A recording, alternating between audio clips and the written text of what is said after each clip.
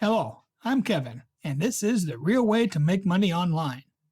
Today, I'm going to discuss merch designs for beginners.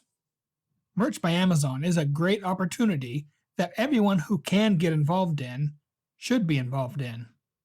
But what kind of designs should you make as a beginner? Your first designs should be text-based.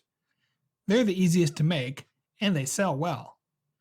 You can use Photoshop and GIMP to make those designs, or an iPhone app called Typorama.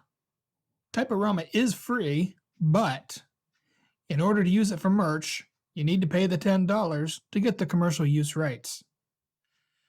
While you can use Photoshop and GIMP, I recommend getting a vector program. I use Affinity Designer. Most people probably use Adobe Illustrator. Designer is a $50 one-time fee, but they have sales a lot. Illustrator is a subscription fee, and when you stop paying, you can't use it. You own nothing. For shirt and cover design, there is no reason to pay month after month for Illustrator.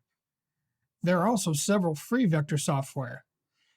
Inkscape is the one most people use, and there are lots of tutorials on YouTube on how to use it. Most of the time, you can use all white text. White because you're designing for a black t-shirt. The majority of shirts sold on Amazon are black, so always design for a black background. You can also use the same design with black text to put on a light-colored shirt. One design, two slots, but it's rare that I do that. If you're going to choose different colors, never use more than 4 colors in one design. You can use different fonts in one design, but never use more than 2.